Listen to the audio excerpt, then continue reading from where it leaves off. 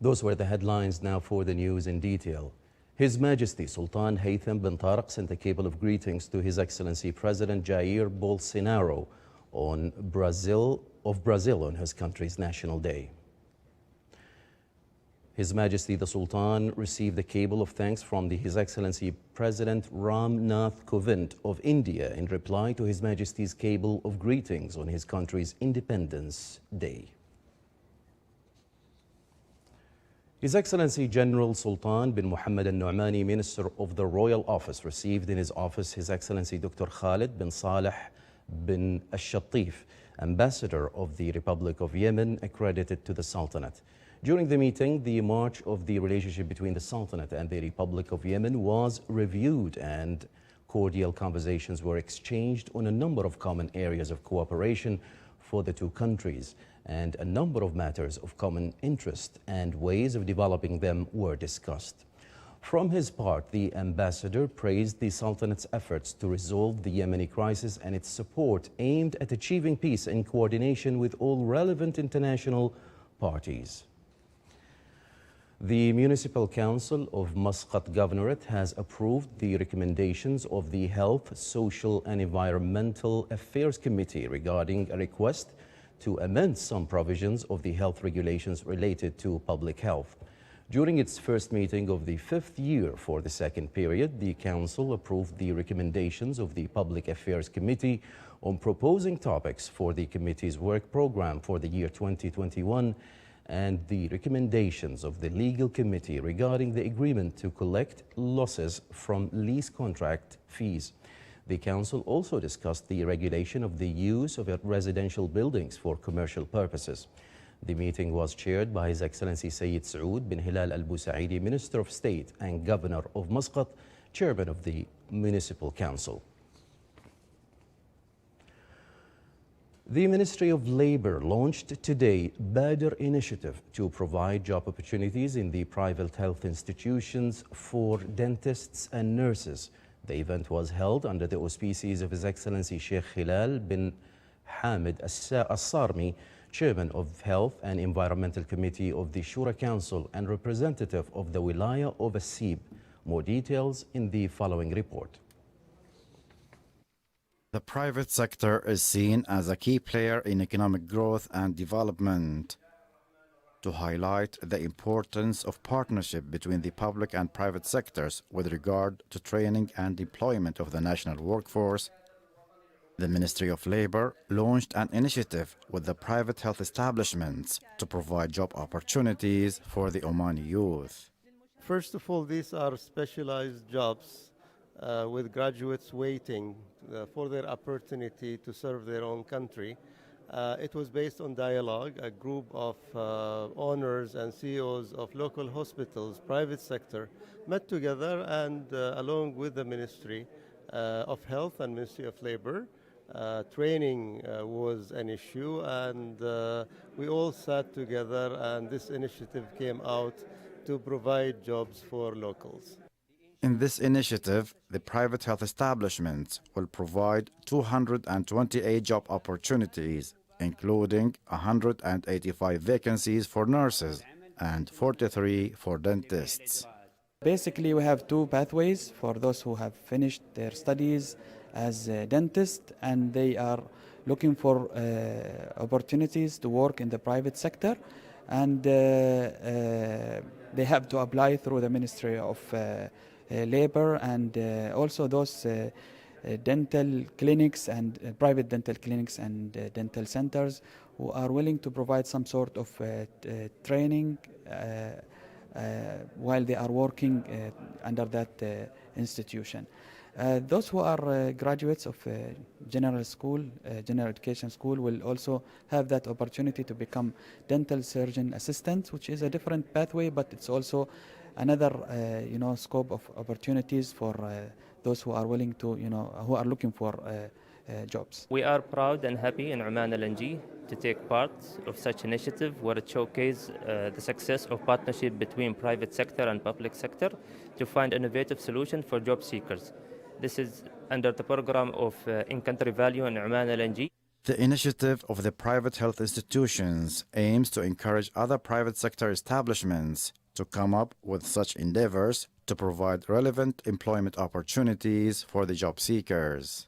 Such initiatives will also contribute to creating innovative employment opportunities that support the requirements of the labor market, keeping pace with global developments. صالح بخلفان الرحبي, Sultanate of Oman Television, Muscat.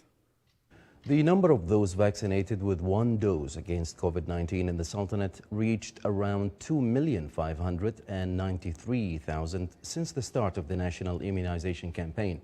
The number corresponds to around 73% of the total targeted categories.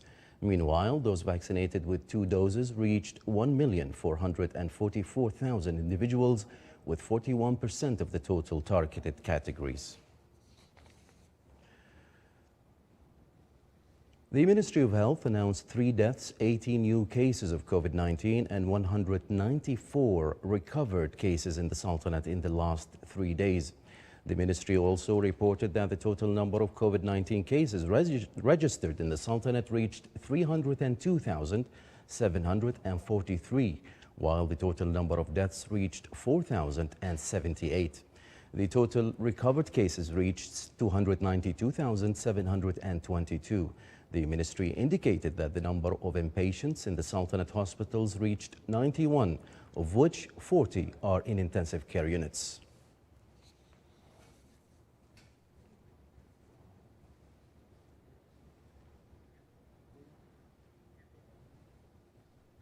The National Committee for Bioethics at Sultan Qaboos University, in cooperation with various universities and academic institutions in the Sultanate, discussed the proposal to establish a bioethics center which will contribute to conducting studies in this field. The meeting also discussed the approval of the suggested steps for reviewing decisions in ethical issues, which will regulate the process of requesting consultations in the field of bioethics from the committee by various institutions. The meeting was chaired by His Highness Sayyid Dr. Fahad bin Al-Julanda Al-Saeed, Vice Chancellor of Sultan Qaboos University. The Sultanate, represented by the Environment Authority, is participating in the World Conference of the International Union for Conservation of Nature, IUCN, which is currently being held in Marseille in the French Republic and will continue until the 10th of September 2021. The conference activities include dialogue sessions, seminars and lectures on various topics related to biodiversity issues, protected areas, challenges and innovative solutions related to nature. The conference will also review the experiences of countries, international and regional organizations and their experiences in the field of nature conservation. Still to come in our news bulletin. A high-tech cashierless supermarket opens in the United Arab Emirates.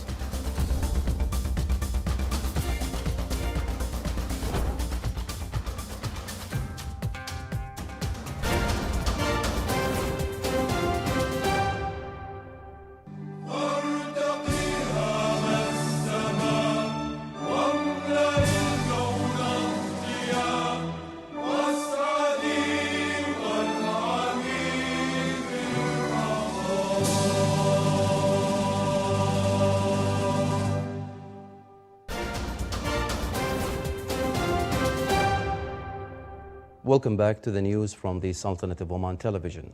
6 Palestinians broke out of a high-security Israeli prison today in what Prime Minister Naftali Bennett called a grave incident. Israeli police and the military had started a search after the escape from Gilboa prison in northern Israel. 5 of the fugitives belonging to a liberation movement, and one is a former commander of an armed group affiliated with the mainstream Fatah party. The escapees appear to have opened a hole from their cell toilet floor to access passages formed by the prison's construction. The facility, about 4 kilometers from the boundary with the occupied West Bank, is one of the highest security jails in Israel and houses Palestinians convicted or suspected of anti-Israeli activities, including deadly attacks. A police spokesman said security forces believe the fugitives might try to reach the West Bank, where the Palestinian Authority exercises limited self-rule, or the Jordanian border 14 kilometers to the east.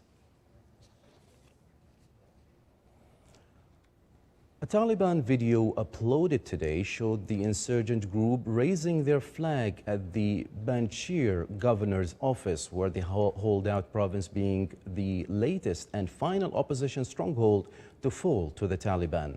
After capturing Panjshir, the Taliban controlled the entire country. The location of the video was verified by comparing terrain data to the surrounding mountains as shown in some clips. Satellite imagery and previous social media photos also revealed matching landmarks and buildings that corresponded to those seen in Taliban footage. The position of the sun in one clip also showed that the video was likely to be taken about between 7 a.m. to 8 a.m. local time, but the date of the videos were filmed isn't verified.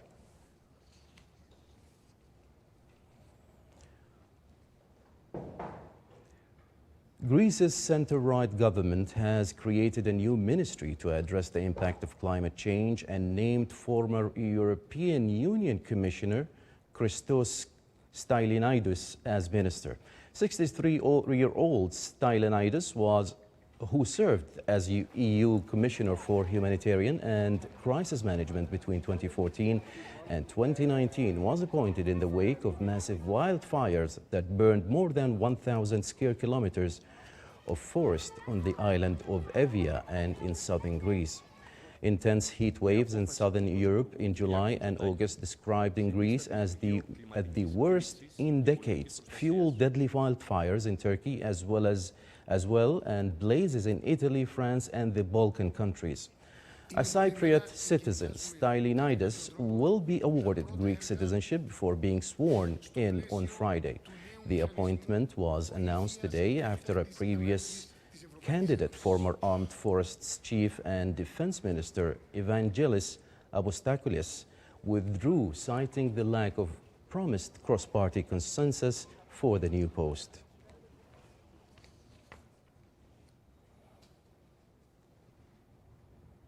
A 3-year-old boy was found today sitting in a creek and cupping water in his hands to drink 3 days after he was lost in rugged Australian woodland.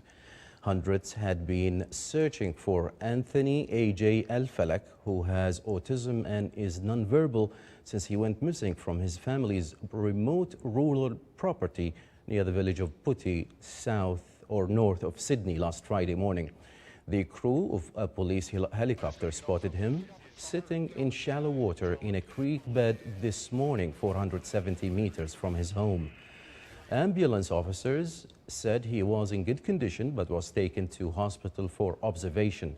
AJ was found in an area that had been searched before. New South Wales State Police Superintendent Tracy Chapman said police are assuming that he spent the entire time in the woods. His ability to find drinking water was a key factor in his survival in an area where overnight temperatures dropped as low as 6 degrees Celsius. Dehydration was the greatest danger he faced.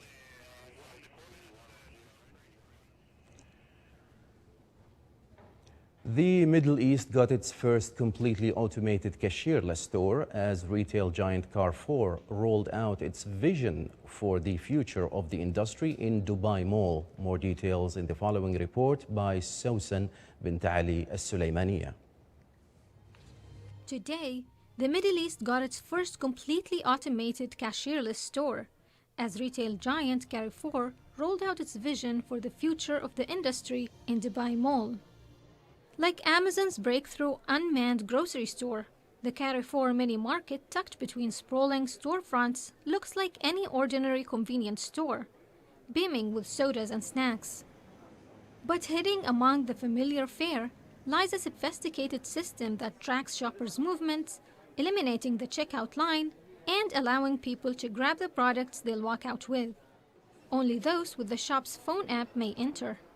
Now, this experience is really unique because we have utilized more than 97 cameras that track the mass body of a customers without, using any facial recognition. So we respect completely all GDPRs and this privacy of our customers.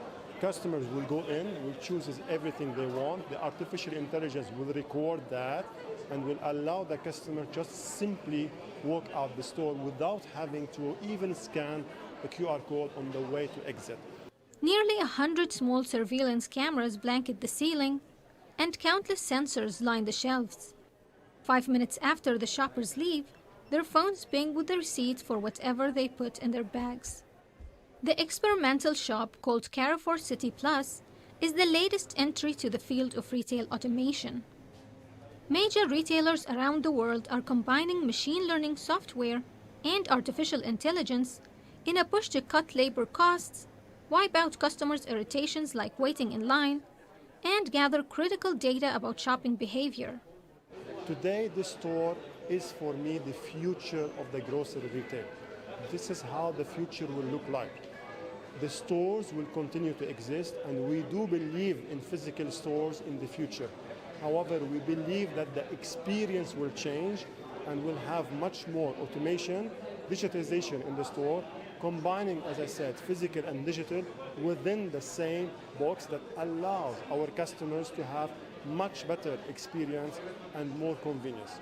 But the idea of a vast retail seller collecting reams of data about shoppers' habits already has raised privacy concerns in the United States, where Amazon now operates several such futuristic stores.